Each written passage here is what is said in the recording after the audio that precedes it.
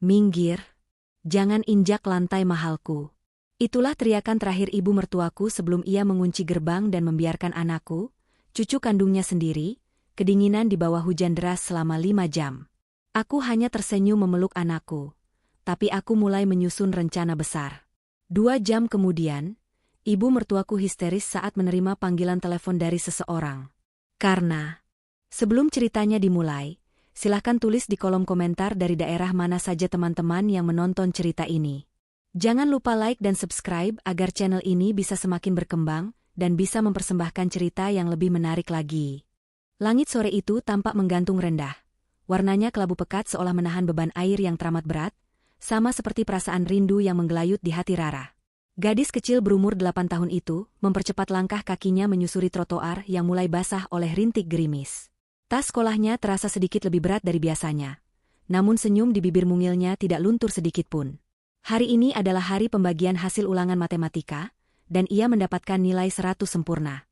Sepanjang jalan, Rara membayangkan wajah ayahnya, Dimas, yang pasti akan tertawa lebar sambil mengacak-acak rambutnya jika melihat angka 100 itu. Namun, senyum itu perlahan memudar ketika ingatan menyedihkan kembali menghantam benaknya. Ayahnya sudah tidak ada. Ayahnya sudah pergi untuk selamanya 2 bulan yang lalu, karena sakit mendadak yang merenggut nyawanya begitu cepat. Kini, ia hanya ingin menunjukkan nilai itu kepada ibunya, Donita, dan berharap bisa melihat sedikit kebanggaan di mata sang ibu yang belakangan ini selalu terlihat sembab dan lelah. Rara berbelok di tikungan terakhir menuju rumahnya. Itu adalah rumah peninggalan ayahnya, tempat ia tumbuh besar dengan penuh kasih sayang. Namun, langkah kaki kecil itu mendadak terhenti kaku tepat di depan pagar besi yang menjulang tinggi. Matanya terbelalak menatap sebuah papan kayu berukuran besar yang terpasang miring di jeruji pagar. Tulisan di papan itu begitu mencolok. Ditulis dengan cat merah yang seolah berteriak kepada siapa saja yang lewat, rumah ini dijual. Dada Rara berdegup kencang. Ia tidak mengerti. Kenapa rumah ini dijual? Di mana ia dan ibunya akan tinggal? Setahunya, ayahnya sangat mencintai rumah ini dan berpesan agar mereka merawatnya dengan baik. Rasa takut mulai menjalar, lebih dingin daripada angin sore yang mulai menusuk kulit. Dengan tangan gemetar, Rara mencoba mendorong gerbang, namun terkunci rapat. Ia mengintip dari celah pagar. Pintu utama rumah terbuka. Sosok wanita paruh baya keluar dari sana dengan langkah angkuh. Itu neneknya, Bu Broto. Wanita itu mengenakan pakaian yang sangat rapi dan mewah, kontras dengan suasana rumah yang seharusnya masih berkabung. Bu Broto berjalan menuju pagar bukan untuk membukanya, melainkan untuk memastikan papan pengumuman itu terpasang kuat. Ketika melihat Rara berdiri di sana dengan wajah bingung, ekspresi Bu Broto berubah masam seketika. Tatapannya penuh dengan kebencian yang tidak ditutup-tutupi, seolah melihat kotoran yang menjijikan menempel di gerbang rumahnya. Rara mencoba menyapa neneknya dengan suara lirih, bertanya mengapa ada tulisan dijual di depan rumah mereka. Namun, belum sempat kalimat itu selesai, Bu Broto sudah membentak dengan suara lantang yang memekakkan telinga. Wanita tua itu berteriak menyuruh Rara minggir, karena menurutnya Rara menghalangi pemandangan calon pembeli yang mungkin lewat. Bu Broto dengan kasar menepis tangan Rara yang memegang jeruji pagar, membuat gadis kecil itu terhuyung ke belakang. Tidak cukup sampai di situ, Bu Broto meludah ke tanah tepat di dekat sepatu sekolah Rara yang sudah mulai usang. Kata-kata yang keluar dari mulut Bu Broto selanjutnya adalah kalimat yang akan membekas selamanya di ingatan Rara. Dengan telunjuk mengarah ke wajah cucunya sendiri, Bu Broto menghardik agar Rara tidak berani melangkah masuk. Ia berteriak bahwa lantai rumahnya terlalu mahal untuk diinjak oleh kaki gembel seperti Rara. Menurut Bu Broto, Rara dan ibunya hanyalah benalu.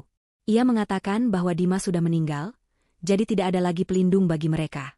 Bu Broto menegaskan bahwa Rara dan ibunya sama saja, hanya hama pengganggu yang tidak berguna, dan hanya menghabiskan uang anaknya selama ini. Kalimat itu begitu tajam, menghujam langsung ke hati Rara yang rapuh. Ia tidak mengerti dosa apa yang telah ia perbuat hingga nenek kandungnya sendiri begitu membencinya. Gerbang itu tetap terkunci. Bu Broto membalikkan badan tanpa rasa bersalah sedikitpun, meninggalkan Rara sendirian di luar. Langit yang sedari tadi menahan diri akhirnya tumpah. Hujan turun dengan sangat deras, seolah alam turut menangis melihat kekejaman itu. Rara tidak memiliki tempat berteduh. Ia berdiri mematung di depan pagar, memeluk tas sekolahnya erat-erat di dada untuk melindungi kertas ulangan matematikanya agar tidak basah. Air hujan mengguyur tubuh kecilnya tanpa ampun. Seragam sekolahnya basah kuyup dalam sekejap, menempel di kulitnya yang mulai menggigil kedinginan. Waktu berlalu dengan sangat lambat. 1 jam, 2 jam, hingga 5 jam berlalu.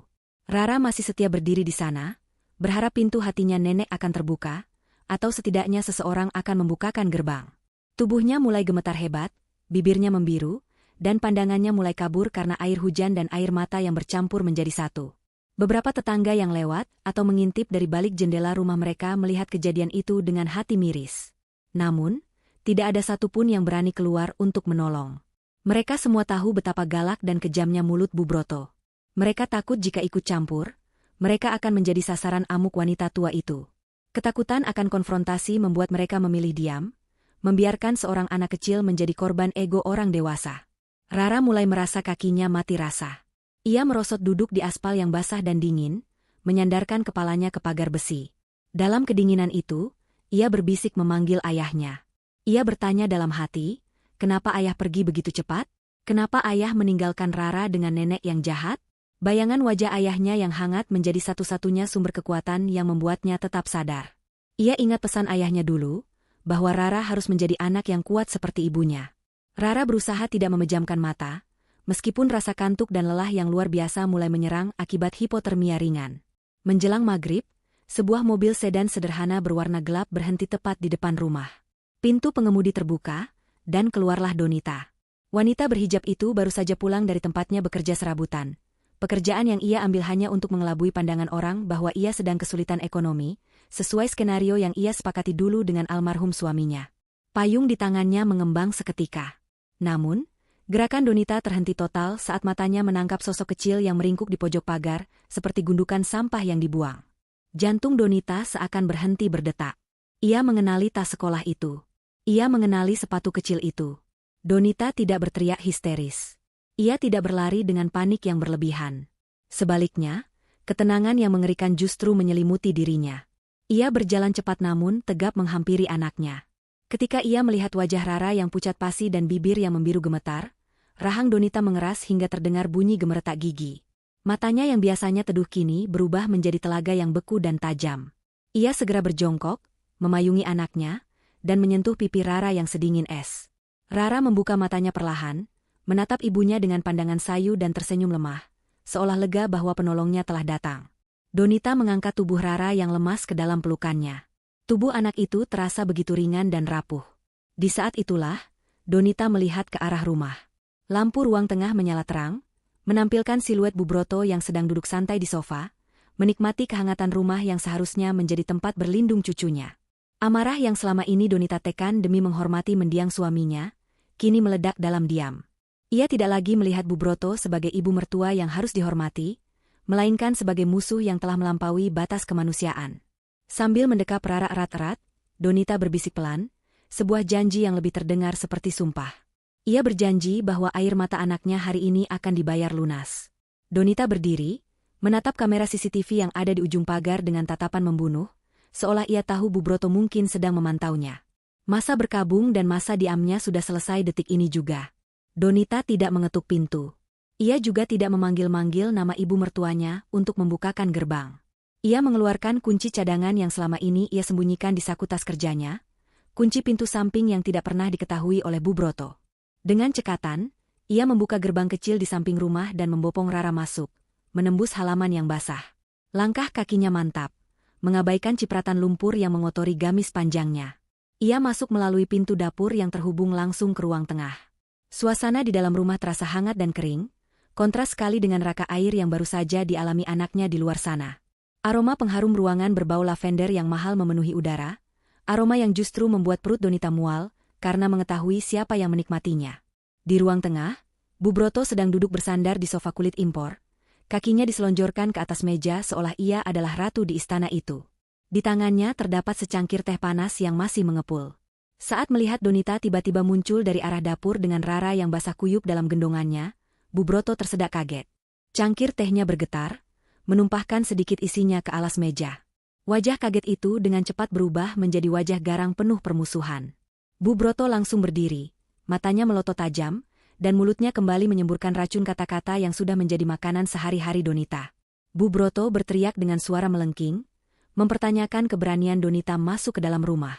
Ia memaki Donita sebagai wanita tidak tahu diri dan menuduhnya lancang. Bu Broto mengatakan bahwa rumah ini akan segera menjadi milik orang lain besok pagi, jadi Donita dan anaknya yang kotor itu tidak berhak lagi menginjakan kaki di sana. Ia bahkan memerintahkan Donita untuk segera membereskan barang-barang rongsokan mereka, dan pergi malam ini juga. Bu Broto dengan kejam menambahkan bahwa uang hasil penjualan rumah ini akan ia gunakan untuk menikmati masa tuanya sebagai ganti rugi, karena sudah susah payah membesarkan Dimas. Anak yang menurutnya tidak tahu balas budi karena menikah dengan wanita miskin seperti Donita. Biasanya, Donita akan menunduk, meminta maaf, dan memohon belas kasihan demi menjaga keharmonisan rumah tangga seperti yang selalu diminta Dimas semasa hidup. Namun, malam ini berbeda. Donita tidak menunduk. Ia berdiri tegak, membiarkan air hujan dari baju Rara menetes membasahi lantai marmer yang begitu dipuja Bu Broto. Donita menatap manik mata ibu mertuanya dengan sorot mata yang sulit diartikan, campuran antara rasa kasihan dan dominasi yang kuat. Tidak ada air mata di wajah Donita, hanya ketenangan yang mencekam. Dengan suara rendah namun penuh penekanan, Donita menjawab makian itu. Ia tidak berteriak, tapi intonasi suaranya membuat ruangan itu terasa lebih dingin. Donita berkata agar Bu Broto menikmati sisa waktunya. Ia menyuruh ibu mertuanya itu untuk duduk kembali, meminum tehnya, dan bermimpi seindah mungkin. Donita memberikan peringatan halus yang terdengar seperti ramalan, nikmatilah 2 jam terakhir dari kejayaan semu yang ibu banggakan ini. Setelah mengatakan itu, Donita tersenyum tipis. Bukan senyum ramah menantu kepada mertua, melainkan senyum seseorang yang memegang kartu as dan siap mengakhiri permainan.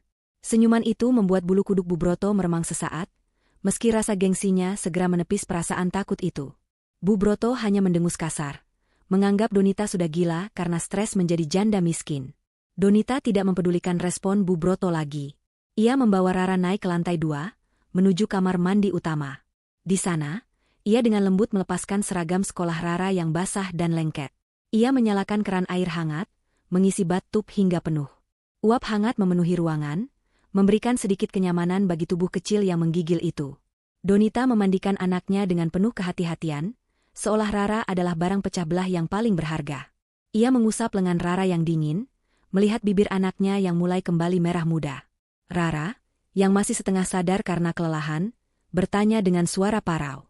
Ia bertanya kenapa nenek begitu jahat, dan apakah ayah marah melihat mereka diperlakukan seperti ini. Pertanyaan polos itu merobek hati Donita. Ia menahan air matanya agar tidak jatuh di depan sang anak. Sambil membilas rambut Rara, Donita berbisik menenangkan. Ia mengatakan bahwa ayah tidak marah, ayah justru sedang menjaga mereka sekarang. Ia meyakinkan Rara bahwa mulai malam ini, tidak akan ada lagi yang bisa menyakiti mereka. Nenek tidak akan bisa berbuat jahat lagi. Setelah selesai mandi dan memakaikan pakaian tidur yang tebal dan hangat, Donita membaringkan Rara di tempat tidur. Ia menyelimuti anaknya, mengusap keningnya, dan menunggu hingga napas Rara terdengar teratur, menandakan ia sudah tertidur pulas karena kelelahan fisik dan mental yang luar biasa. Setelah memastikan Rara aman, Donita berjalan menuju meja rias di sudut kamar. Ia membuka laci terbawah yang terkunci, mengambil sebuah ponsel tua yang sudah lama tidak ia gunakan di depan umum.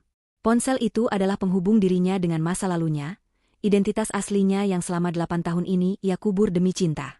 Donita menyalakan ponsel itu. Layarnya menyala, menampilkan ratusan notifikasi yang terabaikan. Ia mengabaikan semuanya dan langsung mencari satu nomor kontak yang dinamai, asisten pribadi. Jari jemari Donita menari di atas layar dengan cepat, mengetikkan sebuah pesan singkat yang akan mengubah nasib semua orang di rumah itu. Pesan itu berisi perintah mutlak. Jalankan rencana B sekarang juga. Ambil alih semua aset, blokir semua akses keuangan atas nama Bu Broto, dan pastikan pengacara perusahaan datang ke rumah ini dalam waktu 2 jam bersama pihak kepolisian. Donita menekan tombol kirim. Detik itu juga, ia melepaskan topeng, menantu miskin, yang selama ini ia pakai. Donita kemudian berjalan ke arah lemari pakaian almarhum suaminya. Ia membuka pintu lemari, menghirup aroma baju Dimas yang masih tertinggal. Tangannya meraba bagian belakang lemari, menemukan sebuah papan kayu yang bisa digeser. Di baliknya, terdapat sebuah brankas kecil. Donita memutar kombinasi angka, tanggal lahir Rara. Brankas terbuka. Di dalamnya, tersimpan sebuah map berwarna merah darah dan sebuah flash disk. Donita mengambil map itu. Ini adalah senjata terakhir yang disiapkan Dimas.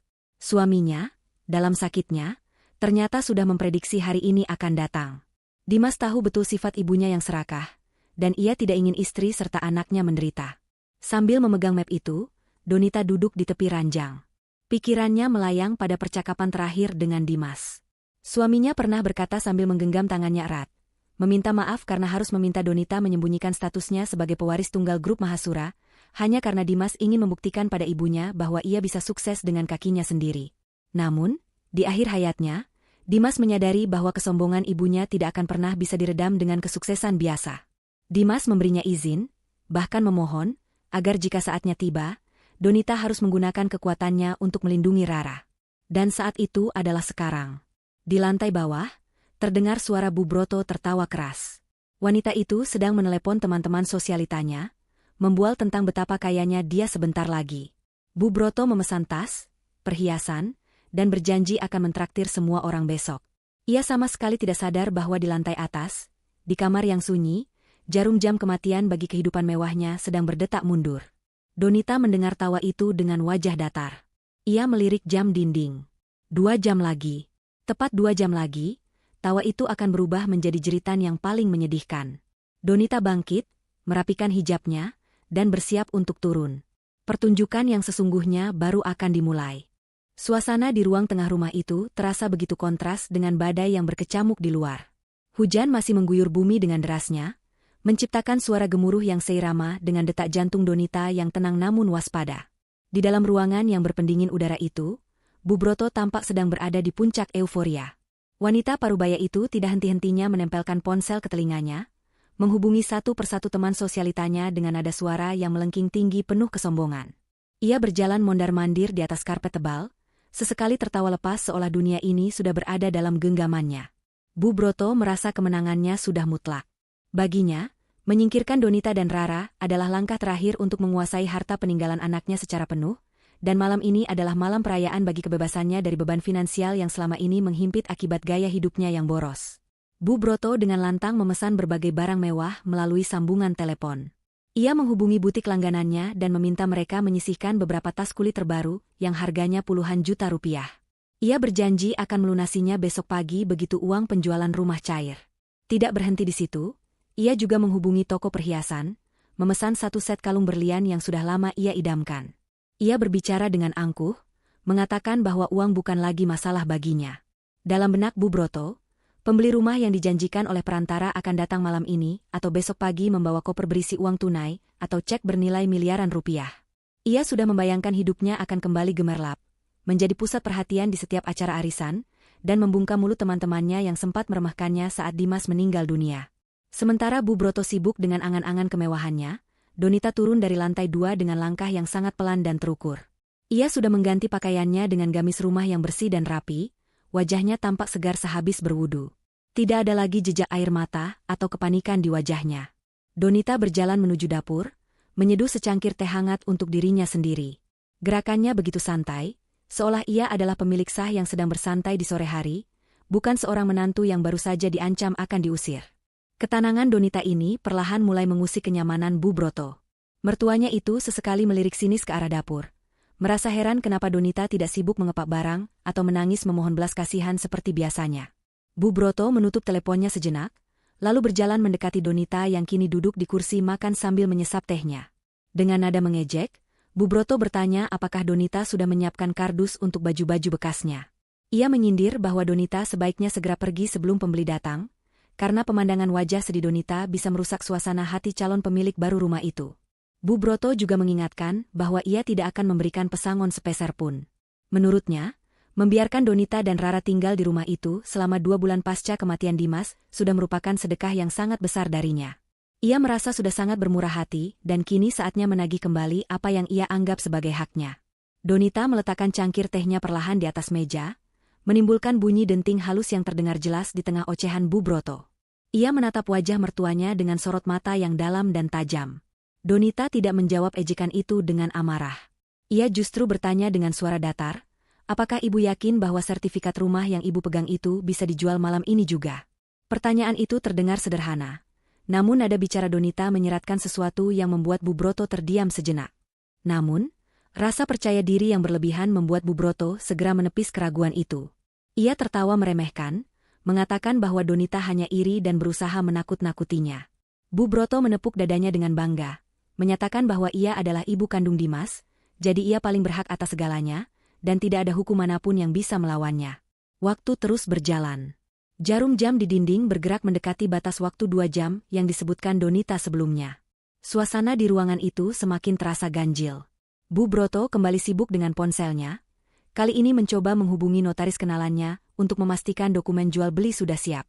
Namun, anehnya, panggilan itu tidak tersambung. Bu Broto mencoba lagi, dan lagi, namun hasilnya nihil. Ia mulai merasa kesal, menggerutu tentang sinyal yang buruk akibat hujan deras.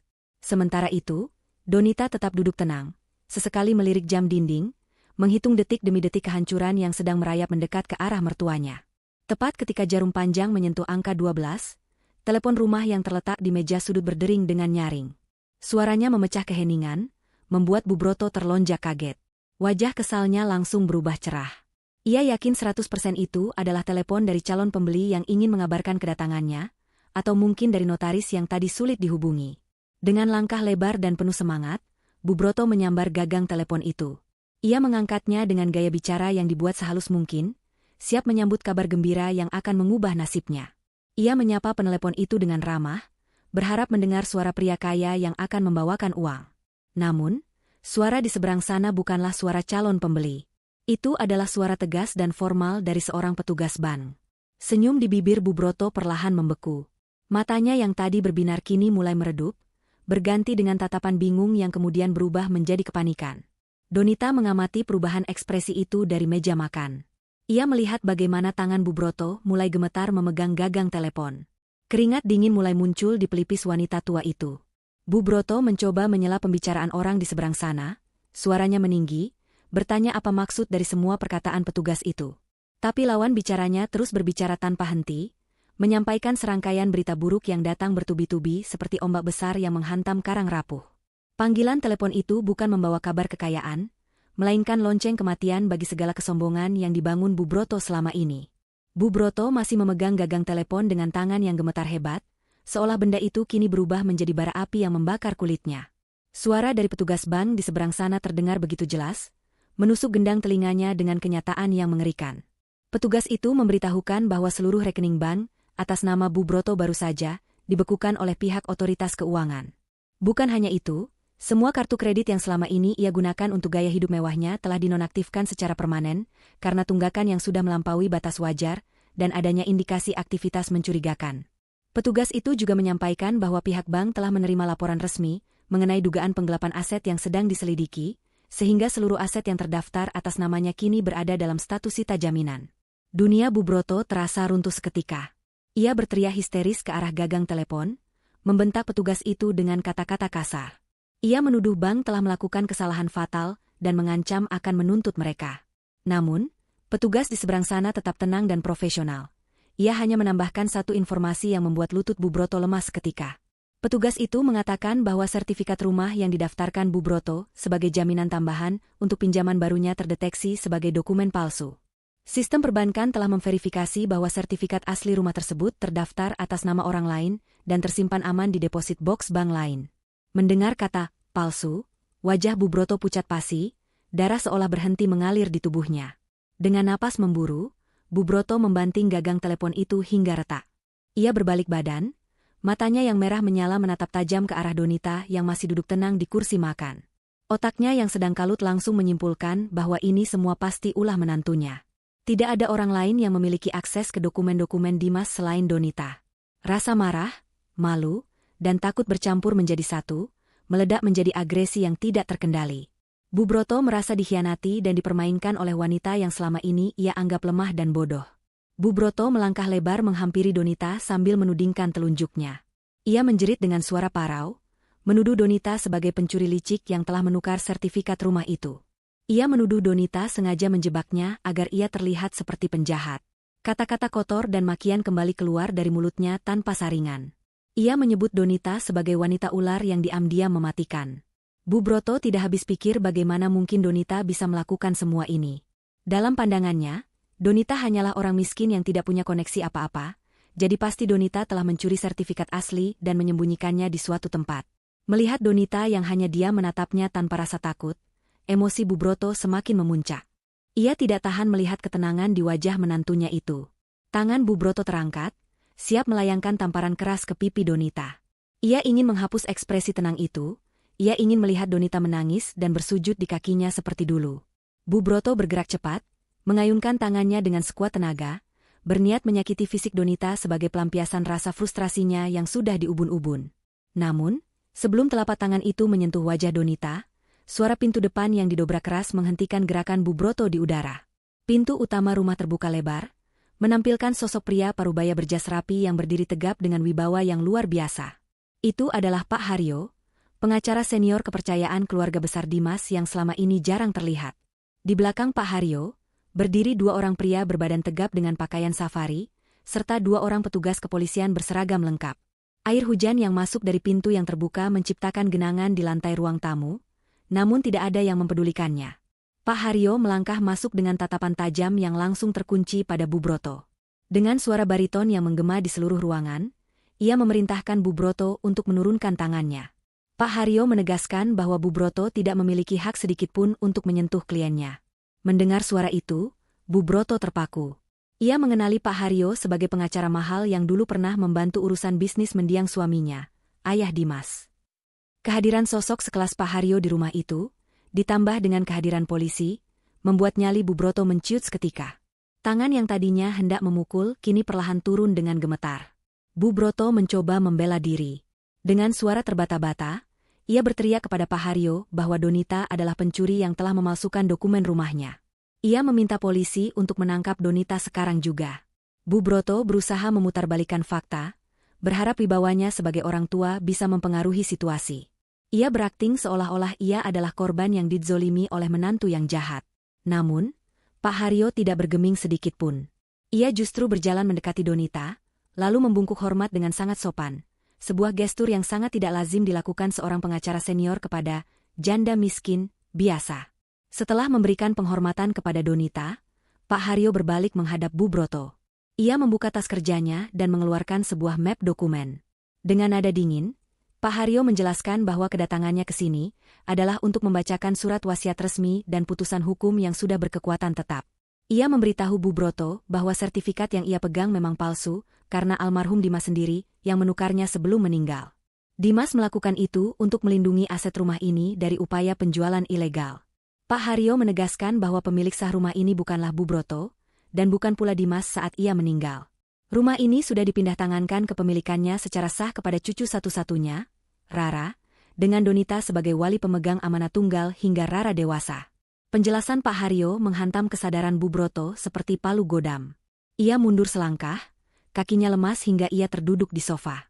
Mulutnya ternganga, tidak percaya bahwa anak kandungnya sendiri telah menyusun rencana sedetail ini untuk melawannya. Ia merasa dikhianati oleh darah dagingnya sendiri. Namun, kejutan belum berakhir. Pak Haryo menatap Bu Broto dengan tatapan penuh arti, lalu mengatakan bahwa ada satu hal lagi yang harus Bu Broto lihat. Sebuah pesan terakhir dari Dimas yang ditinggalkan khusus untuk ibunya.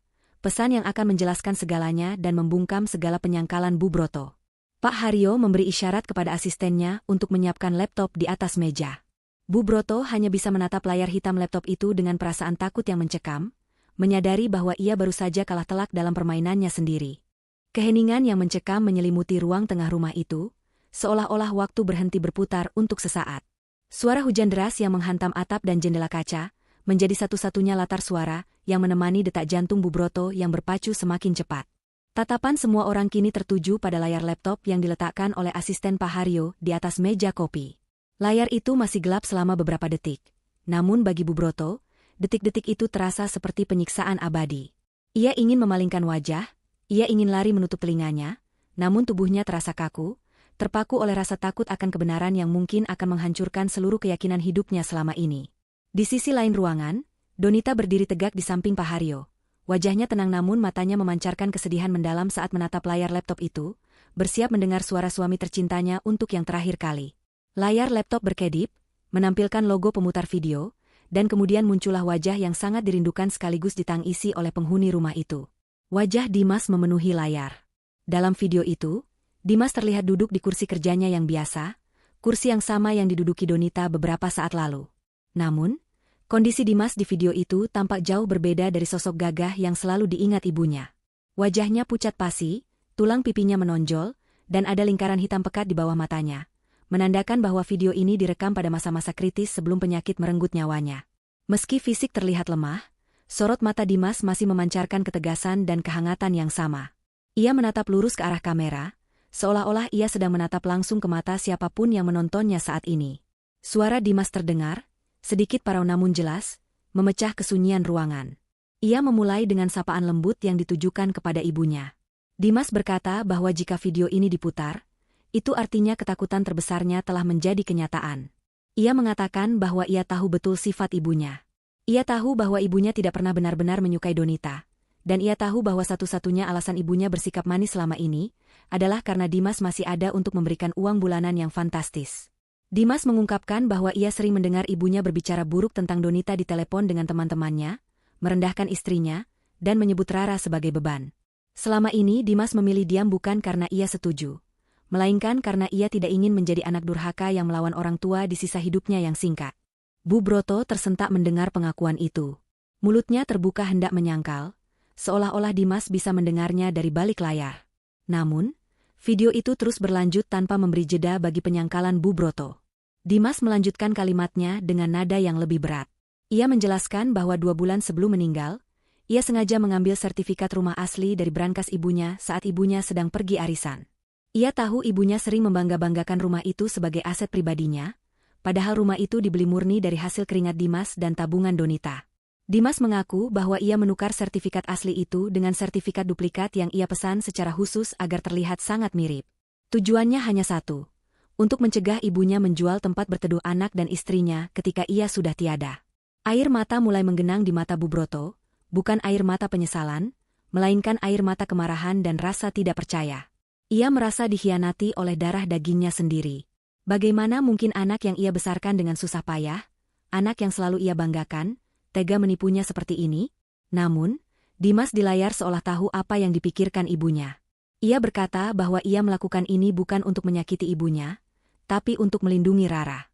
Dimas mengingatkan ibunya tentang kejadian masa kecilnya dulu, saat ibunya lebih memilih membeli perhiasan daripada membelikan obat saat Dimas demam tinggi. Dimas tidak ingin Rara mengalami penelantaran yang sama. Ia menegaskan bahwa rumah ini adalah hak mutlak Rara, cucu kandung ibunya sendiri, dan ia tidak akan membiarkan keserakahan ibunya merenggut atap di atas kepala anaknya. Dimas kemudian mengalihkan pandangannya di video, seolah menatap seseorang lain di ruangan itu. Ia memanggil nama Donita dengan nada yang penuh cinta dan penyesalan. Suaranya bergetar menahan tangis. Dimas meminta maaf kepada istrinya. Ia meminta maaf karena selama 8 tahun pernikahan mereka, ia meminta Donita untuk hidup dalam kepura-puraan. Dimas mengakui bahwa egonya sebagai laki-laki membuatnya ingin membuktikan kepada dunia dan ibunya bahwa ia bisa sukses tanpa bantuan latar belakang keluarga Donita yang luar biasa.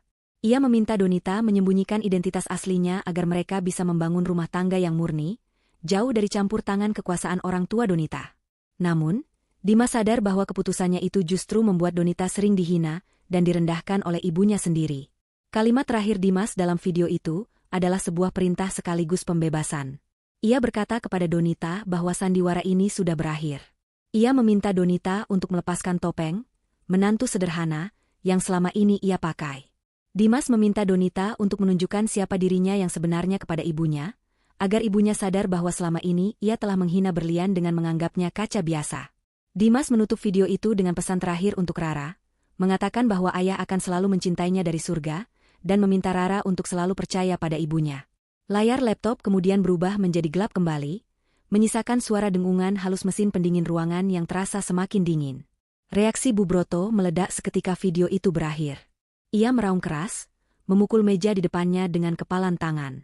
Ia berteriak histeris menyebut Dimas sebagai anak durhaka yang telah diguna-guna oleh istrinya. Bu Broto menuduh Donita yang memaksa Dimas membuat video itu di saat Dimas sedang sakit parah dan tidak sadar.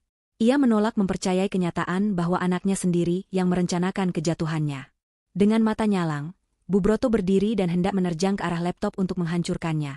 Seolah dengan menghancurkan benda itu, kebenaran yang baru saja ia dengar akan ikut lenyap. Namun, 2 petugas polisi dengan sigap menahan tubuhnya.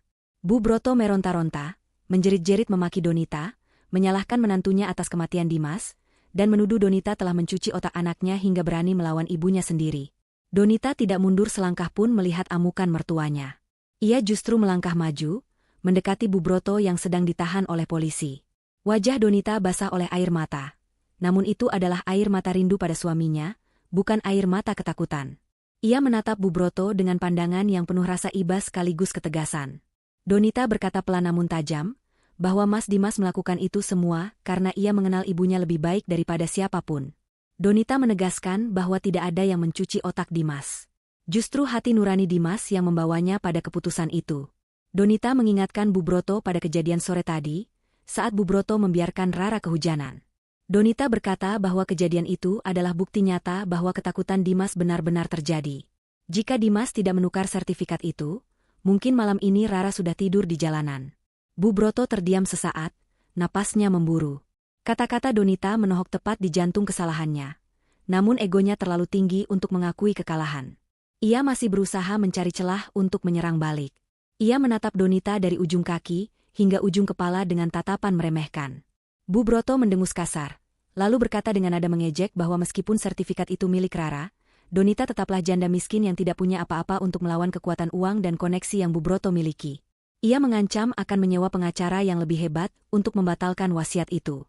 Bu Broto menantang Donita, bertanya uang dari mana Donita akan membayar biaya perawatan rumah sebesar ini.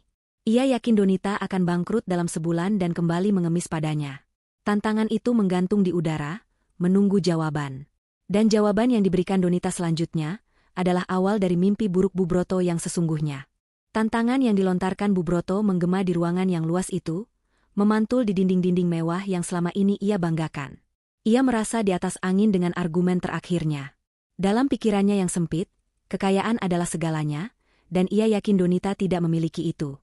Donita hanyalah seorang ibu rumah tangga biasa yang selama ini bergantung pada gaji Dimas.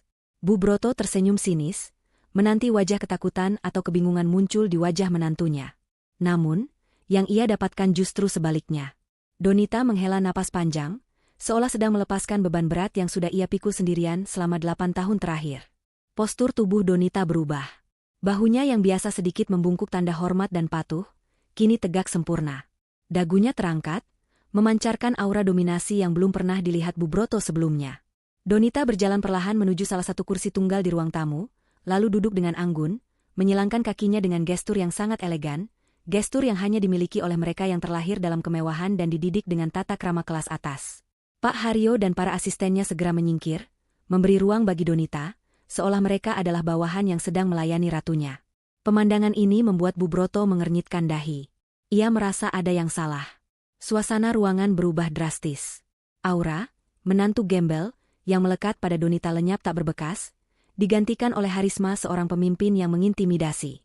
Dengan suara tenang yang berwibawa, Donita mulai berbicara. Ia mengatakan bahwa ibu benar tentang satu hal, yaitu butuh uang banyak untuk merawat rumah ini dan melawan pengacara. Tapi ibu salah besar jika mengira Donita tidak memilikinya. Donita menatap lurus ke mata Bu Broto, lalu bertanya apakah ibu pernah mendengar tentang Grup Mahasura. Pertanyaan itu membuat Bu Broto terdiam. Tentu saja ia tahu. Siapa yang tidak tahu Grup Mahasura?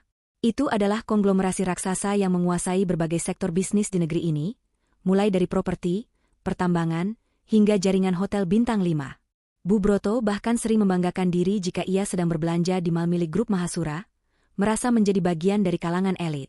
Tapi ia tidak mengerti apa hubungannya perusahaan raksasa itu dengan menantunya yang sederhana ini. Melihat kebingungan di wajah mertuanya, Donita tersenyum tipis. Ia menjelaskan bahwa nama lengkapnya sebelum menikah dengan Dimas bukanlah Donita Putri biasa, melainkan Donita Mahasura. Ia adalah putri tunggal dan pewaris utama dari pendiri Grup Mahasura. Pengakuan ini meluncur mulus dari bibir Donita, namun dampaknya bagaikan ledakan bom di telinga Bu Broto. Mata wanita tua itu membelalak nyaris keluar. Mulutnya ternganga lebar, namun tidak ada suara yang bisa keluar. Otaknya berusaha keras memproses informasi yang sangat tidak masuk akal ini. Donita? Menantunya yang sering ia suruh mengepel lantai? Menantunya yang selalu memakai pakaian sederhana tanpa merek? Pewaris salah satu kekayaan terbesar di negara ini? Donita melanjutkan ceritanya tanpa mempedulikan ekspresi syok Bu Broto. Ia menceritakan bahwa 8 tahun lalu, ia jatuh cinta pada kesederhanaan dan ketulusan Dimas. Saat itu, Dimas merasa minder dengan latar belakang Donita. Dimas takut orang-orang akan mengira ia menikahi Donita hanya demi hartanya. Karena itulah, mereka membuat perjanjian. Donita setuju untuk melepaskan nama belakangnya sementara waktu, hidup sebagai wanita biasa, dan membiarkan Dimas menjadi kepala keluarga yang menafkahi mereka sepenuhnya. Donita melakukan itu karena ia sangat mencintai Dimas dan ingin menjaga harga diri suaminya. Selama 8 tahun, ia menahan diri untuk tidak membalas hinaan Bu Broto, ia menahan diri untuk tidak memamerkan kekayaannya, semata-mata demi menghormati permintaan Dimas. Namun, Donita menegaskan dengan nada dingin, kesabarannya memiliki batas. Batas itu telah dilanggar sore ini saat Bu Broto membiarkan pewaris masa depan grup Mahasura, cucunya sendiri, Rara, kedinginan di bawah hujan seperti pengemis. Donita berdiri dari kursinya, berjalan mendekati Bu Broto yang kini tampak menyedihkan. Ia berkata bahwa selama ini ia diam saat dihina, tapi ia tidak akan diam saat anaknya disakiti. Donita menunjuk ke sekeliling ruangan. Ia memberitahu Bu Broto bahwa lantai marmer yang tadi dibilang mahal itu, bahkan tidak seharga 1 tas tangan yang biasa Donita pakai sebelum menikah. Ia memberitahu bahwa mal tempat Bu Broto sering menghabiskan uang, hotel tempat Bu Broto arisan, semuanya adalah milik keluarganya. Bu Broto selama ini telah menghina pemilik dari tempat-tempat yang ia agung-agungkan. Kenyataan itu menghantam Bu Broto bertubi-tubi. Kakinya yang tadi ditahan polisi kini benar-benar lemas, hingga ia merosot ke lantai. Ia merasa sangat kerdil. Kesombongannya hancur berkeping-keping. Ia menyadari betapa bodohnya ia selama ini. Ia telah membuang berlian demi memungut kerikil. Namun, serangan Donita belum berakhir. Donita memberi isyarat kepada Pak Haryo untuk menyerahkan dokumen lain. Pak Haryo menyerahkan sebuah berkas tebal ke tangan Bu Broto yang gemetar. Pak Haryo menjelaskan dengan suara formal bahwa dokumen itu adalah bukti audit keuangan perusahaan rintisan Dimas. Ternyata, modal awal usaha Dimas pun sebenarnya adalah suntikan dana diam-diam dari Donita. Dan yang lebih parah, audit menemukan bahwa selama 2 tahun terakhir, Bu Broto telah memanipulasi Dimas untuk mengeluarkan dana perusahaan demi kepentingan pribadinya dengan alasan biaya berobat yang ternyata palsu. Pak Haryo menegaskan bahwa tindakan ini adalah penggelapan dana dan penipuan. Dengan status Donita sebagai pemilik modal asli, Donita memiliki hak penuh untuk menuntut Bu Broto secara pidana. Ancaman penjara kini membayang nyata di depan mata Bu Broto. Bu Broto mencoba berbicara, suaranya mencicit kecil, hilang sudah nada angkuh yang biasa ia gunakan. Ia mencoba memanggil nama Donita dengan sebutan, "Nak", mencoba mengingatkan hubungan kekerabatan mereka. Ia terbata-bata mengatakan bahwa ia adalah nenek Rara, ia adalah ibu Dimas, mereka adalah keluarga. Bu Broto mencoba meraih tangan Donita, berharap ada sisa belas kasihan. Wajahnya memelas, air mata buaya mulai turun, berharap drama kesedihannya bisa meluluhkan hati menantunya. Namun, Donita menarik tangannya dengan cepat, seolah enggan bersentuhan dengan kulit mertuanya. Tatapannya dingin dan tak tersentuh. Donita menjawab bahwa ia sudah memberikan kesempatan selama 8 tahun untuk menjadi keluarga, tapi Bu Broto menyia-nyiakannya. Donita berkata bahwa keluarga tidak membiarkan cucunya mati kedinginan di depan pagar. Keluarga tidak menghina menantunya setiap hari. Donita menegaskan bahwa saat ini, di ruangan ini, tidak ada hubungan keluarga. Yang ada hanyalah seorang pemilik rumah dan seorang penyusup yang harus segera angkat kaki. Pak Haryo kemudian memberikan ultimatum terakhir. Ia mengatakan bahwa polisi akan membawa Bu Broto ke kantor polisi untuk dimintai keterangan terkait laporan penipuan dan penggelapan, kecuali jika Bu Broto bersedia pergi dari rumah ini sekarang juga dengan hanya membawa pakaian yang melekat di badan, tanpa membawa satupun barang berharga yang dibeli dari uang hasil kejahatan. Itu adalah pilihan yang tidak memberikan pilihan. Bu Broto terjebak. Di satu sisi penjara, di sisi lain menjadi gelandangan. Donita menatap mertuanya yang hancur itu, lalu mengucapkan kalimat penutup yang mematikan, "Pilihlah dengan bijak, Bu. Karena mulai besok, Ibu akan butuh banyak tenaga untuk bertahan hidup di dunia nyata, dunia di mana nama besar anak Ibu tidak bisa lagi menyelamatkan Ibu." Pilihan yang diberikan oleh Donita menggantung di udara, seperti pedang yang siap menebas leher. Bu Broto berdiri mematung dengan wajah pucat, napasnya tersengal-sengal seolah oksigen di ruangan mewah itu mendadak menipis. Pikirannya berpacu, mencari jalan keluar dari jerat yang kini melilitnya begitu erat. Penjara atau menjadi gelandangan? Dua pilihan itu sama-sama mengerikan bagi seorang wanita yang seumur hidupnya memuja gengsi dan kehormatan semu. Namun, sebelum Bu Broto sempat membuka mulut untuk memohon atau bahkan sekadar menyusun kata-kata pembelaan, suara deru mesin mobil box terdengar berhenti tepat di depan pagar rumah yang masih terbuka lebar. Pak Haryo melirik jam tangannya sekilas, lalu mengangguk kepada Donita. Itu adalah isyarat bahwa eksekusi aset tahap pertama dimulai. Pintu depan kembali dimasuki oleh sekelompok orang berseragam biru tua dengan logo sebuah lembaga pembiayaan dan bank ternama. Mereka masuk dengan langkah tegap, membawa kotak-kotak kardus besar dan daftar inventaris di tangan. Wajah mereka datar, profesional, tanpa senyum, tipikal wajah para eksekutor yang sudah terbiasa menghadapi tangisan maupun amukan nasabah yang gagal bayar. Bu Broto mundur selangkah, matanya melotot horor melihat kedatangan mereka. Ia tahu siapa mereka. Ia sering mendengar cerita dari teman-temannya tentang tukang sita yang kejam. Namun ia tidak pernah menyangka hari ini giliran dialah yang akan didatangi. Salah satu petugas bank maju ke depan, menunjukkan surat tugas penyitaan aset bergerak. Tanpa banyak bicara, ia memberi perintah kepada rekan-rekannya untuk mulai bekerja. Bu Broto menjerit histeris saat melihat orang-orang itu mulai menyentuh barang-barang kesayangannya. Vas bunga kristal impor yang ia beli bulan lalu dengan kartu kredit dimasukkan ke dalam kardus dengan cepat. Lukisan-lukisan abstrak yang tergantung di dinding diturunkan dengan kasar. Bu Broto berlari mencoba menghalangi mereka. Ia memeluk sebuah patung keramik mahal seolah itu adalah anaknya sendiri. Ia berteriak melarang mereka menyentuh barang-barangnya, mengklaim bahwa itu adalah hak miliknya pribadi yang tidak ada hubungannya dengan utang perusahaan. Namun, Pak Haryo dengan tenang memotong teriakan itu. Ia menjelaskan dengan suara dingin yang menusuk tulang bahwa berdasarkan audit forensik, semua barang mewah yang ada di ruang tamu ini, termasuk perabotan, hiasan, hingga karpet sutra yang terhampar di lantai, dibeli menggunakan dana perusahaan yang digelapkan oleh Bu Broto, atau dibeli menggunakan kartu kredit yang tagihannya dibebankan pada rekening Dimas tanpa izin. Jadi secara hukum, semua barang ini adalah aset curian atau aset sengketa yang harus disita untuk menutupi kerugian. Penjelasan itu membuat lutut Bu Broto lemas. Ia tidak menyangka jejak kejahatan finansialnya terekam begitu rapi dan kini menjadi bumerang yang menghancurkan pertahanannya. Situasi semakin kacau ketika petugas bergerak menuju lemari kaca tempat Bu Broto memajang koleksi tas bermereknya. Itu adalah harta karun paling berharga bagi Bu Broto, simbol status sosialnya di mata teman-teman arisannya. Saat melihat tangan petugas mulai meraih tas kulit buaya edisi terbatas miliknya, Bu Broto mengamuk. Ia mencakar lengan petugas itu, meraung-raung seperti orang kesurupan, memohon agar tas itu jangan diambil. Ia bahkan rela bersujud di kaki petugas, menawarkan agar mereka mengambil televisi atau kulkas saja, asalkan jangan tas-tas koleksinya. Pemandangan itu sungguh menyedihkan sekaligus memalukan. Seorang wanita tua yang terhormat, kini merendahkan dirinya demi seonggok barang mati. Donita hanya berdiri diam di dekat tangga, menyaksikan keruntuhan martabat mertuanya dengan tatapan yang sulit diartikan. Tidak ada kepuasan sadis di matanya, hanya ada rasa lelah dan ketegasan yang mutlak. Ia melihat bagaimana keserakahan telah mengubah manusia menjadi budak materi. Saat Bu Broto terus meronta dan berteriak memanggil nama Dimas untuk menolongnya, Donita akhirnya melangkah maju. Suara langkah kakinya yang tenang namun tegas entah bagaimana mampu menembus kebisingan di ruangan itu. Donita meminta petugas berhenti sejenak. Petugas itu mundur, memberi ruang bagi pemilik rumah yang sebenarnya untuk berbicara. Bu Broto menengadah, wajahnya basah oleh air mata dan keringat, maskaranya luntur membuat wajahnya terlihat berantakan. Ia menatap Donita dengan penuh harap, mengira menantunya akhirnya luluh dan akan menghentikan penyitaan ini. Ia mulai merangkai kata manis, menyebut Donita sebagai anak yang baik, memuji Donita sebagai menantu idaman.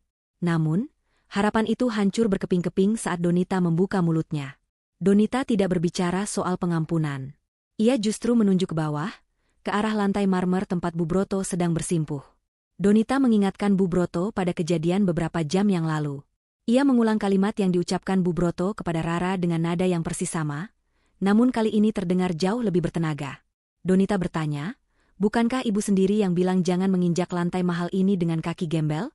Kalimat itu menghantam ulu hati Bu Broto. Ingatan tentang Rara yang diusir keluar pagar kembali berputar di kepalanya. Donita melanjutkan kata-katanya dengan tajam. Ia berkata bahwa lantai ini, dinding ini, dan atap ini adalah milik Rara. Dan bagi Donita, orang yang tega menyakiti Rara, orang yang tega membiarkan anak kecil kedinginan, adalah orang yang lebih rendah dari gembel manapun. Di mata Donita, perilaku Bu Brotolah yang kotor dan menjijikan, bukan sepatu sekolah Rara. Dengan nada final, Donita memerintahkan Bu Broto untuk berdiri dan pergi. Ia menegaskan bahwa ia tidak sudi lantai rumah anaknya dikotori lebih lama lagi oleh kehadiran seseorang yang tidak punya hati nurani. Donita memberi isyarat kepada petugas keamanan untuk membantu Bu Broto keluar jika wanita itu tidak mau berjalan sendiri. Ancaman halus itu membuat Bu Broto sadar bahwa ia benar-benar sudah tamat. Tidak ada lagi ruang negosiasi. Tidak ada lagi Dimas yang akan datang membelanya. Dengan tubuh gemetar hebat, Bu Broto memaksakan diri untuk berdiri. Kakinya terasa berat seolah dipasung. Ia melihat sekeliling ruangan yang kini mulai kosong. Dinding-dinding yang dulu penuh hiasan kini melompong, menyisakan jejak debu persegi panjang. Karpet mewah sudah digulung. Rumah ini mendadak terasa asing dan dingin. Ia mencoba meraih tas tangannya yang tergeletak di meja, berharap setidaknya bisa membawa dompet dan ponselnya. Namun, petugas bank dengan sigap menahan tas itu. Petugas mengatakan bahwa dompet, ponsel, dan semua isinya juga termasuk dalam daftar sitaan karena dibeli dengan uang hasil kejahatan. Bu Broto hanya diperbolehkan membawa pakaian yang melekat di badannya saat ini. Kenyataan ini membuat Bu Broto nyaris pingsan. Ia akan keluar tanpa uang sepeser pun? Tanpa alat komunikasi? Ini benar-benar pembunuhan karakter yang sempurna. Ia menatap Donita sekali lagi, tatapan penuh kebencian yang bercampur dengan ketakutan luar biasa akan masa depan. Namun Donita sudah membuang muka, kembali menatap foto Dimas di dinding yang sengaja tidak diturunkan. Donita berkata pelan tanpa menoleh. Silakan ibu pergi dan rasakan dunia luar yang sebenarnya. Pintu utama terbuka lebar. Angin malam yang membawa butiran air hujan langsung menerobos masuk, menampar wajah Bu Broto, seolah alam semesta sudah tidak sabar untuk memberinya pelajaran. Bu Broto didorong halus namun tegas oleh dua petugas keamanan melewati ambang pintu utama yang megah itu. Begitu kakinya melangkah keluar dari teras yang terlindung atap, hujan deras langsung menyambutnya dengan pelukan dingin yang menusuk tulang. Pintu kayu jati berukir di belakangnya tertutup dengan suara debum yang berat, diikuti bunyi kunci yang ditaarikan dari dalam. Suara itu terdengar seperti vonis hakim yang menjatuhkan hukuman seumur hidup. Bu Broto berdiri terpaku di anak tangga teras. Air hujan seketika membasahi rambutnya yang baru saja disasak rapi di salon tadi pagi. Gaun sutra mahalnya yang tidak dirancang untuk cuaca buruk ini menempel ketat di tubuhnya, membuatnya menggigil hebat bukan hanya karena dingin, tapi juga karena syok. Ia mencoba berbalik, memukul pintu rumah itu dengan kepalan tangannya yang lemah. Ia berteriak memanggil nama Donita, memohon agar dibukakan pintu, berjanji akan melakukan apa saja, bahkan menjadi pembantu sekalipun, asalkan tidak diusir malam ini. Namun, teriakannya tenggelam oleh suara gemuruh guntur yang menggelegar di langit hitam. Tidak ada jawaban dari dalam. Rumah itu kini tampak seperti benteng kokoh yang tertutup rapat, dengan cahaya lampu hangat yang memancar dari jendela-jendela, memperlihatkan kenyamanan yang kini tak lagi bisa ia nikmati. Ia melihat bayangan Donita dan Rara di jendela lantai atas. Rara tampak sedang disisir rambutnya oleh Donita. Pemandangan kehangatan ibu dan anak itu begitu menyakitkan bagi Bu Broto, mengingatkannya pada betapa ia telah menyia-nyiakan kesempatan untuk menjadi bagian dari kebahagiaan itu. Petugas keamanan di pos depan memberi isyarat agar Bu Broto segera meninggalkan area pekarangan. Dengan langkah terseok-seok, Bu Broto berjalan menuju gerbang besi yang tinggi, gerbang yang sama tempat ia mengusir Rara beberapa jam lalu. Saat ia menyentuh besi gerbang yang dingin dan basah, sebuah perasaan aneh menjalar di dadanya. Deja vu yang mengerikan. Ia teringat wajah Rara yang menatapnya dari balik jeruji ini tadi sore. Tatapan Rara yang bingung, sedih, dan ketakutan. Kini, Bu Broto merasakan persis apa yang dirasakan cucunya. Rasa terbuang. Rasa tidak diinginkan. Rasa tidak berdaya melawan dunia yang besar dan kejam. Karma tidak butuh waktu lama untuk menemukan alamatnya. Ia datang dengan kecepatan penuh malam ini. Bu Broto akhirnya berdiri di trotoar luar pagar. Gerbang otomatis menutup perlahan di hadapannya, memisahkan ia sepenuhnya dari kehidupan lamanya. Ia sendirian. Jalanan komplek perumahan elit itu sepi, hanya diterangi lampu jalan yang suram dan bias air hujan. Tidak ada taksi yang lewat. Tidak ada ojek. Ia meraba saku bajunya, refleks mencari ponsel untuk memesan jemputan, namun ia baru sadar saku itu kosong. Ia tidak punya uang, tidak punya ponsel, tidak punya payung. Ia benar-benar sebatang kara. Rasa panik mulai menggerogoti kewarasannya. Kemana ia harus pergi? Rumah saudaranya ada di luar kota, dan ia tidak punya ongkos ke sana. Teman-temannya? Bagaimana ia bisa menghubungi mereka? Dan kalaupun bisa, apakah mereka mau menolongnya setelah tahu ia bangkrut dan menjadi buronan kasus penipuan? Ia mencoba berjalan menyusuri trotoar, berharap menemukan pos satpam komplek, atau setidaknya tempat berteduh yang lebih layak. Setiap langkah terasa menyiksa. Sepatu hak tingginya terperosok ke dalam genangan lumpur, membuatnya tergelincir dan jatuh terduduk di aspal yang kasar. Lututnya lecet, gaun mahalnya kini kotor oleh tanah becek. Bu Broto menangis, bukan lagi karena marah, tapi karena rasa kasihan pada dirinya sendiri yang begitu dalam. Ia meraung di tengah hujan, meratapi nasibnya yang berubah 180 derajat dalam hitungan jam. Ia yang tadi sore masih merasa sebagai ratu, kini lebih rendah dari pengemis jalanan. Saat ia sedang berusaha berdiri membersihkan lumpur dari bajunya, sorot lampu mobil yang sangat terang menyorot ke arahnya dari kejauhan. Bu Broto menyipitkan mata, hatinya sedikit berharap. Mungkin itu tetangga yang baik hati? Atau mungkin Dimas? Ia lupa Dimas sudah tiada. Mobil itu mendekat pelan. Sebuah mobil mewah mengkilap, jenis mobil yang sering ia tumpangi bersama teman-teman sosialitanya. Mobil itu melambat saat melewati genangan air besar tepat di depan tempat Bu Broto berdiri. Alih-alih menghindar, pengemudi mobil itu justru seolah sengaja melindas genangan itu dengan kecepatan yang diatur sedemikian rupa. Biur. Air keruh bercampur lumpur jalanan menciprat deras, mengguyur tubuh Bu Broto dari ujung kepala hingga kaki. Ia terbatuk-batuk, wajahnya penuh lumpur hitam. Ia berteriak marah ke arah mobil itu. Mobil itu berhenti beberapa meter di depannya. Kaca jendela belakang perlahan turun. Bu Broto mengusap matanya yang pedih, berharap bisa memaki pengemudinya. Namun, kata-katanya tercekat di tenggorokan saat melihat siapa yang duduk di dalam. Di kursi belakang mobil mewah itu, duduklah Bu Lisa dan Bu Siska, dua teman arisan terdekatnya, orang-orang yang tadi sore ia telepon dengan sombong. Mereka menatap Bu Broto dengan tatapan jijik dan cemooh, sambil menutup hidung dengan sapu tangan sutra seolah mencium bau busuk. Ternyata berita tentang penyitaan aset dan penipuan Bu Broto sudah menyebar cepat di grup WhatsApp sosialita. Dunia gosip bergerak lebih cepat daripada cahaya. Mereka sudah tahu segalanya. Sertifikat palsu, utang yang menumpuk, dan status Bu Broto yang kini tak punya apa-apa. Bu Lisa tertawa kecil, tawa yang menyayat hati. Ia berkata dengan nada sinis, bertanya apakah ini gaya busana terbaru Bu Broto untuk musim hujan. Bu Siska menimpali dengan kejam, mengatakan bahwa ternyata benar kata orang, uang tidak bisa membeli kelas. Mereka mengejek Bu Broto yang tadi sore masih membual akan mentraktir tas mewah, tapi sekarang bahkan tidak mampu membeli payung. Bu Broto mencoba melangkah mendekat, memohon tumpangan, memohon bantuan sebagai teman lama. Tapi Bu Lisa segera memerintahkan supirnya untuk jalan.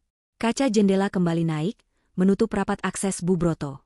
Mobil itu melaju kencang, meninggalkan asap knalpot dan cipratan air lagi ke wajah Bu Broto. Bu Broto ditinggalkan sendirian lagi dalam kegelapan.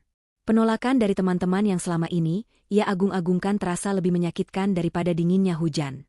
Ia baru menyadari bahwa persahabatan mereka hanyalah transaksi bisnis berbalut gengsi. Tanpa uang, ia bukan siapa-siapa bagi mereka. Ia teringat kembali pada Donita. Menantu yang selama ini ia hina miskin, ternyata adalah satu-satunya orang yang tulus merawat Dimas tanpa pamrih harta. Dan sekarang, Donitalah yang memegang kendali. Penyesalan yang teramat sangat mulai menghimpit dada Bu Broto, rasa sesak yang membuatnya sulit bernapas. Ia berjalan tertatih-tatih tanpa tujuan, melewati deretan rumah mewah yang pintunya tertutup rapat bagi dirinya. Bayangan wajah Dimas yang kecewa terus menghantuinya di setiap tetes hujan yang jatuh. Ia merasa seolah-olah alam semesta sedang menghukumnya, memaksanya merasakan setiap detik penderitaan yang pernah ia timpakan pada orang lain. Kakinya yang lecet dan kedinginan memaksanya berhenti di sebuah pos ronda kosong yang bocor atapnya. Ia meringkuk di pojok pos itu, memeluk lututnya yang gemetar, persis seperti posisi Rara tadi sore. Di tengah kesendirian dan kedinginan yang menusuk tulang itu, Bu Broto akhirnya mengakui kekalahannya. Ia telah kehilangan segalanya, harta, keluarga, teman, dan harga diri, karena satu hal, kesombongannya sendiri. Malam itu menjadi malam terpanjang dalam hidupnya. Malam di mana sang ratu turun tahta menjadi debu di bawah hujan.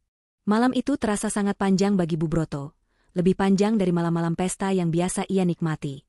Pos ronda tempat ia berteduh hanyalah sebuah bangunan kayu tua yang sudah lapuk dimakan usia. Atap seng di atasnya berlubang di sana-sini, membiarkan air hujan terus menetes masuk, menciptakan genangan kecil di lantai semen yang kotor. Bu Broto duduk meringkuk di sudut yang paling kering, memeluk lututnya erat-erat untuk menahan hawa dingin yang menusuk hingga ke sumsum tulang. Tubuhnya yang terbiasa tidur di kasur empuk dengan selimut tebal kini, harus beradu dengan kerasnya lantai dan gigitan nyamuk kebun yang ganas. Setiap detik yang berlalu terasa menyiksa. Suara jangkrik dan kodok di kejauhan terdengar, seperti orkestra ejekan yang menertawakan kejatuhannya. Dalam kesendirian yang mencekam itu, pikiran Bu Broto mulai berkelana ke masa lalu. Bayangan wajah Dimas, anak semata wayangnya, terus muncul di benaknya.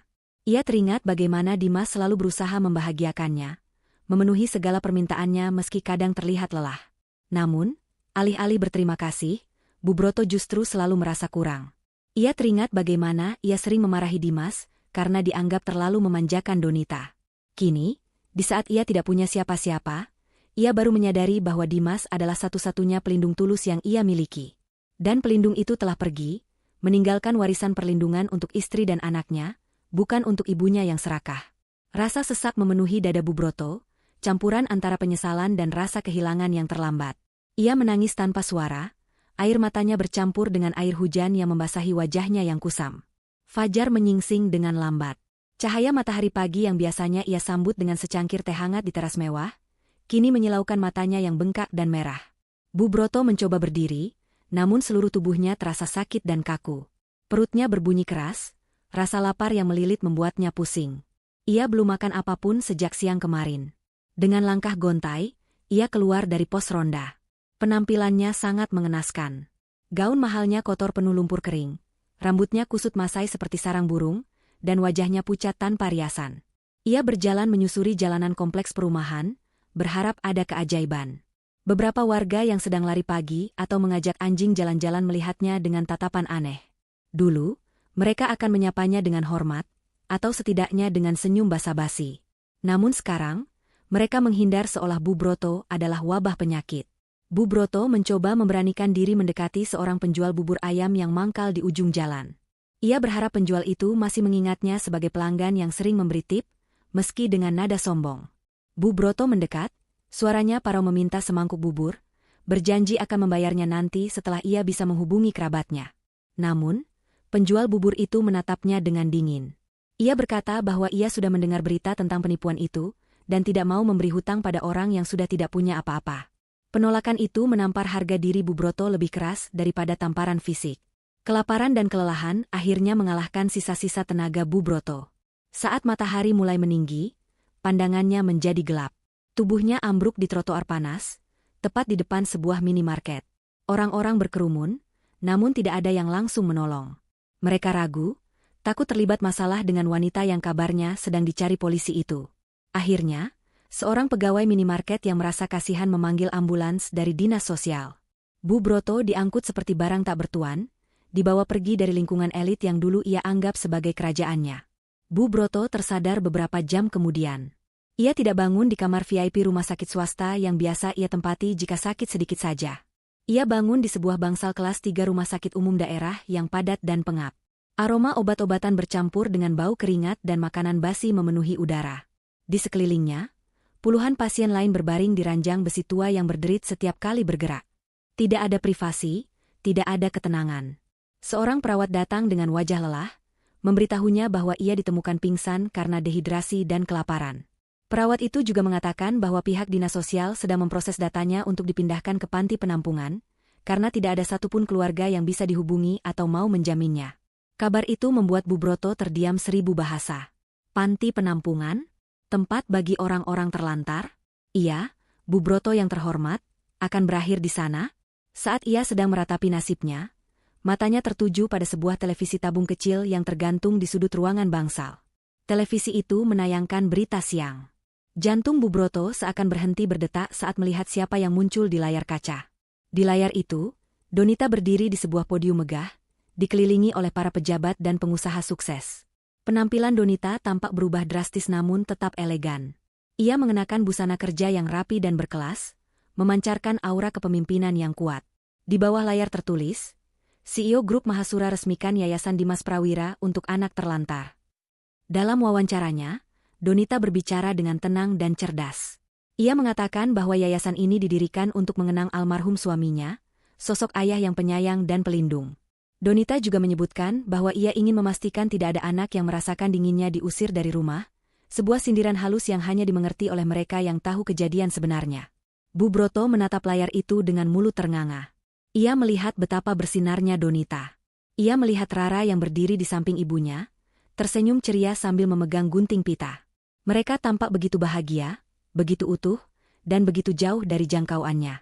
Di saat itulah, penyesalan yang sesungguhnya menghantam batin Bu Broto. Ia menyadari bahwa ia tidak hanya kehilangan harta.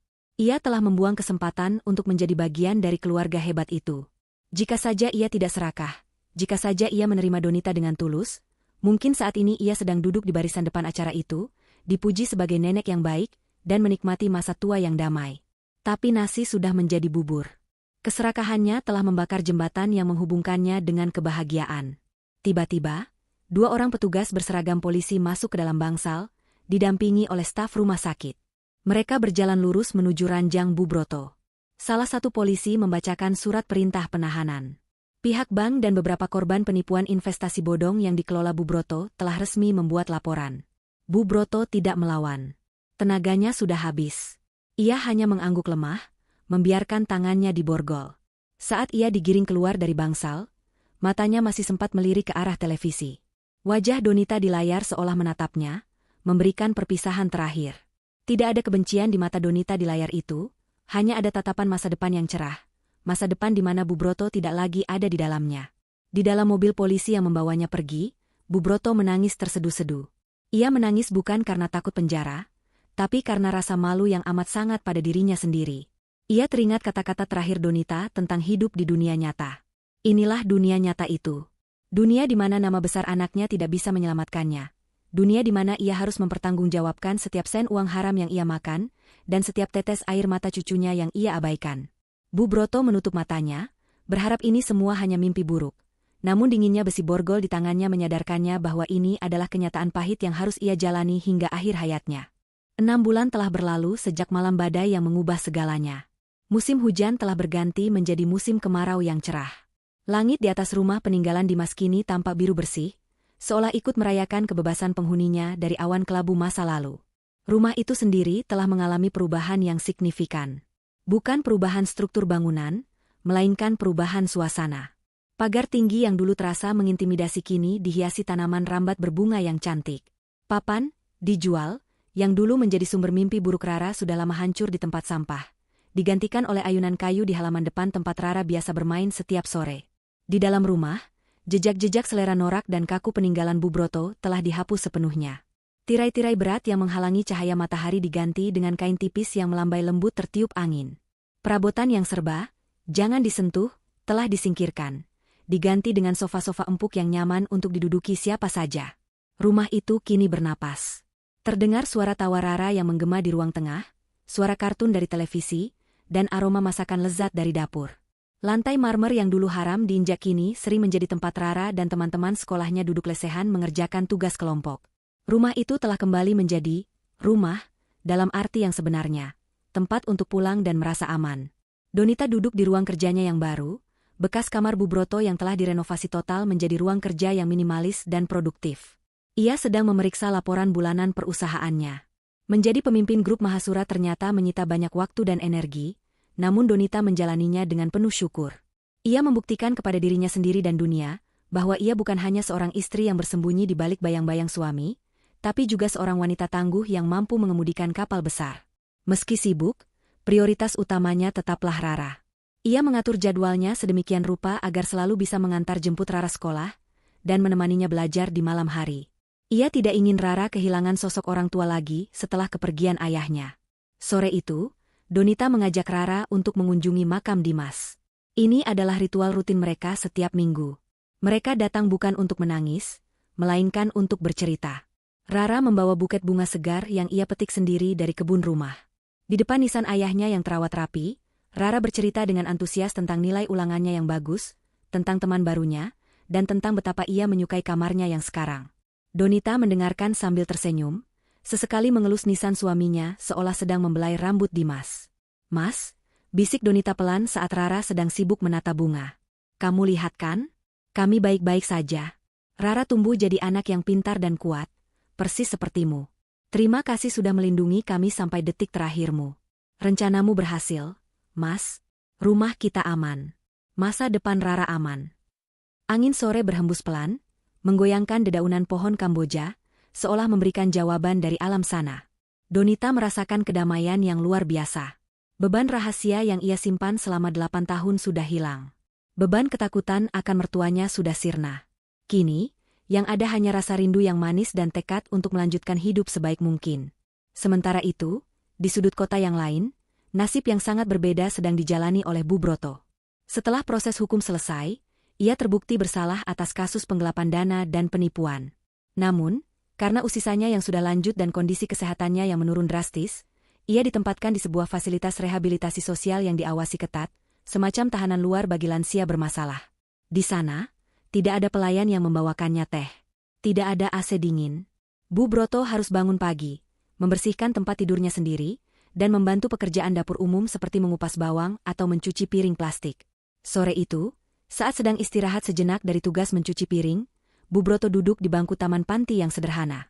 Tangannya yang dulu halus dan penuh cincin berlian, kini kasar dan keriput. Ia menatap ke arah jalan raya di balik pagar panti. Sebuah mobil sedan mewah melintas pelan. Untuk sesaat, ia mengira melihat sosok Donita di dalamnya, tapi mobil itu berlalu begitu saja. Bu Broto menunduk, menghela napas panjang. Rasa marah dan dendamnya sudah habis terkuras, digantikan oleh penerimaan yang pahit. Ia sadar bahwa ia sedang menjalani hukuman alam atas kesombongannya.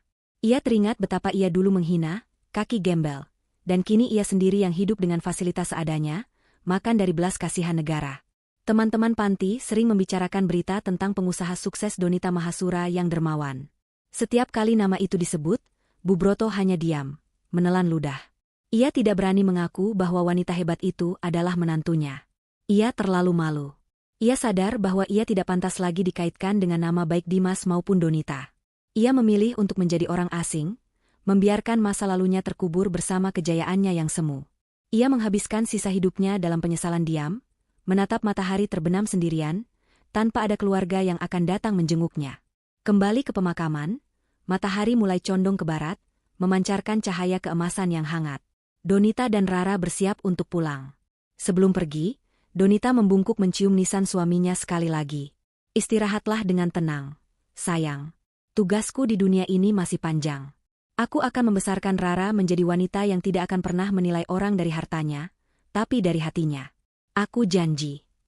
Donita menggandeng tangan Rara, dan mereka berjalan beriringan keluar dari area pemakaman menuju mobil mereka. Langkah mereka ringan dan mantap. Di belakang mereka, bayang-bayang masa lalu tertinggal jauh. Di depan mereka, masa depan terbentang luas dan cerah. Tidak ada lagi drama, tidak ada lagi ketakutan, dan tidak ada lagi air mata kesedihan. Hanya ada harapan dan cinta yang tulus. Donita membukakan pintu mobil untuk Rara, lalu masuk ke kursi pengemudi. Saat mesin mobil menyala, ia melihat pantulan wajahnya sendiri di kaca spion. Wajah itu tersenyum, sebuah senyuman kemenangan yang tenang. Kemenangan seorang ibu yang berhasil mempertahankan sarangnya, dan kemenangan seorang istri yang berhasil menjaga kehormatan suaminya. Mobil itu melaju perlahan meninggalkan pemakaman, menembus jalanan kota yang ramai, menuju rumah yang kini benar-benar menjadi surga bagi mereka berdua. Kisah tentang hujan air mata di depan pagar rumah itu kini telah berakhir, digantikan oleh pelangi abadi yang menaungi kehidupan mereka.